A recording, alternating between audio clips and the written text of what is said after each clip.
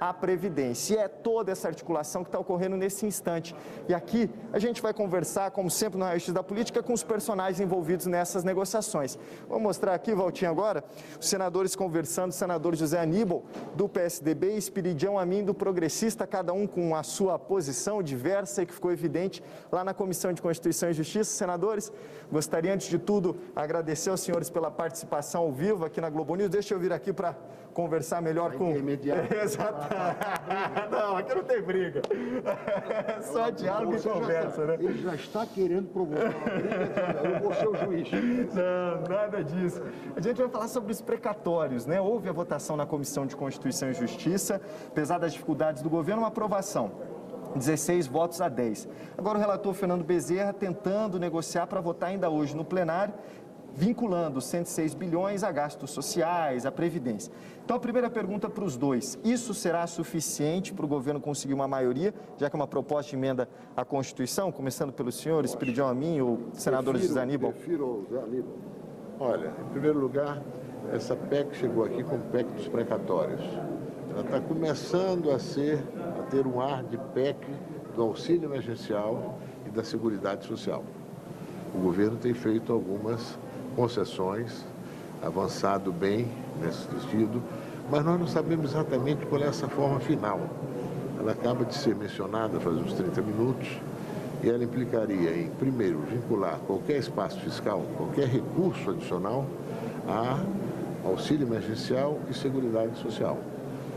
Mantém esse auxílio garantido até 2026, admitindo que o país vai viver uma situação difícil ainda na área econômica, tomara que melhore. E, finalmente, os precatórios, eles vão pagar por fora do teto o Fundeb e, com isso, liberar um recurso maior do que o previsto para pagamento dos precatórios, especialmente os alimentares. Mas vão carregar, a ideia original eram 50 bilhões de reais, vão carregar 21 bilhões sem pagamento o ano que vem para 2023. São avanços substantivos, mas ainda eu tenho a expectativa que a gente possa conversar um pouco mais e fazer alguns avanços suplementares. E o senhor acredita, senador Espiridião, que com essas modificações citadas pelo senador Zé Aníbal, isso vai ser suficiente para aprovar essa proposta aqui no plenário, já que o senhor votou favoravelmente na CCJ? Creio que sim, e digo mais. Primeiro, esta não é a primeira PEC de postergação, parcelamento de pagamento de precatórios. Não é a primeira.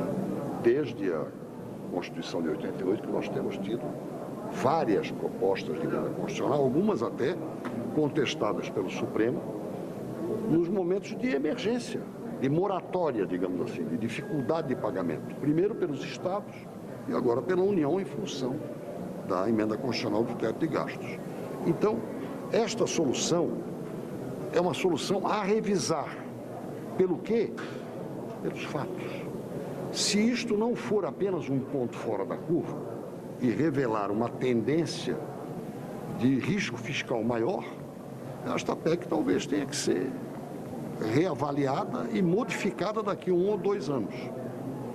Se houver um crescimento acima do normal para a evolução das despesas de precatório nos próximos anos, ela vai ter que ser reavaliada. Se não, eu acho que ela fica em bom termo com essa previsão até 2026 para este modelo de parcelamento.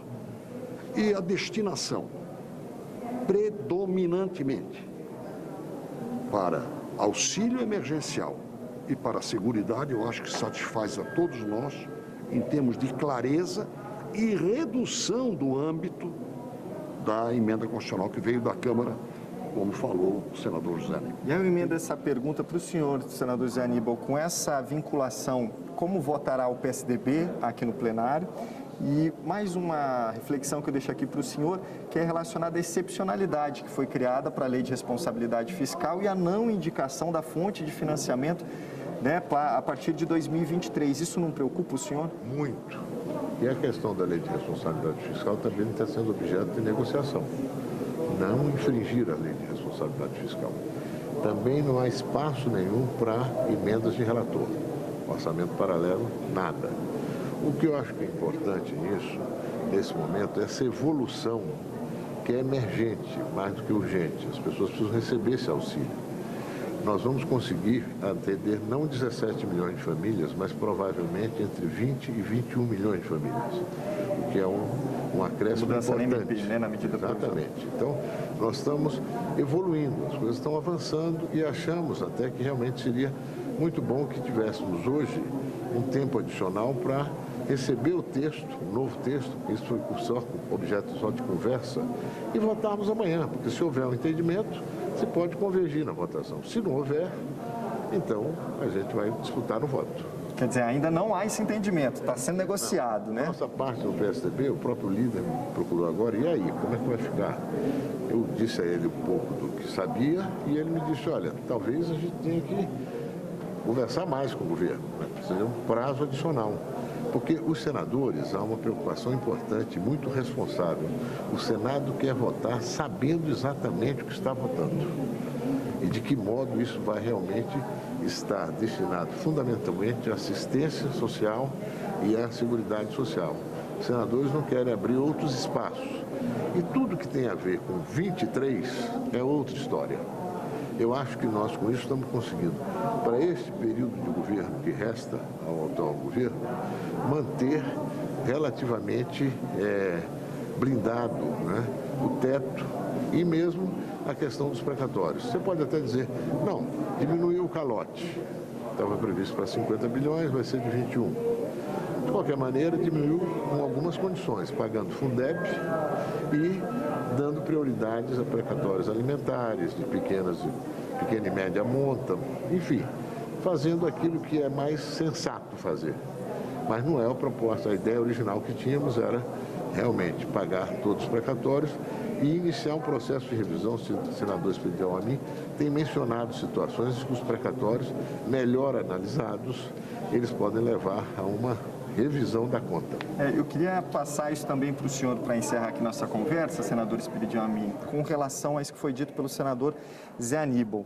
O PSDB ainda está esperando o texto e está defendendo, então, a votação amanhã. O senhor acredita que a votação sai hoje, sai amanhã, sai na quinta, como foi previsto inicialmente? Mas o texto volta para a Câmara dos Deputados. Qual é a tua perspectiva dessa rediscussão por lá? Em primeiro lugar, independente de posições partidárias ou políticas, nós queremos ver o texto.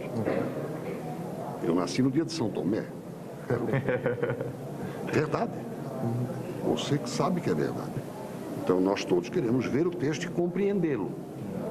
Segundo, com essas balizas que o senador José Aníbal bem resumiu, nós podemos dizer o seguinte: esta PEC segue o mesmo caminho das outras.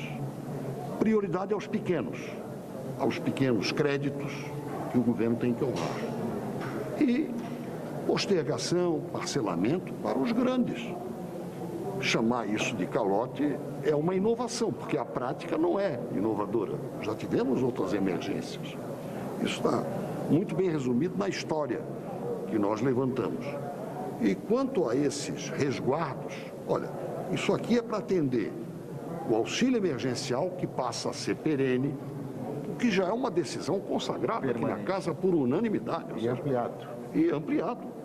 Ou seja, o cadastro foi ampliado na pandemia. Lembra da procura dos invisíveis? Nós todos aprendemos que havia outras camadas de necessitados, despertadas essas camadas pela própria restrição de comércio, de circulação da pandemia. Então, eu acho que nós evoluímos. Ainda estamos vivendo um momento de preocupação com pandemia, por isso o aumento desse cadastro é necessário, e o valor também, que é até inferior ao auxílio emergencial, mas é o possível. Essa negociação também aconteceu. E com esses resguardos quanto à aplicação, eu acho que, se o que está escrito corresponde a esses preceitos que aqui nós enunciamos, eu acho que pode ser votado hoje.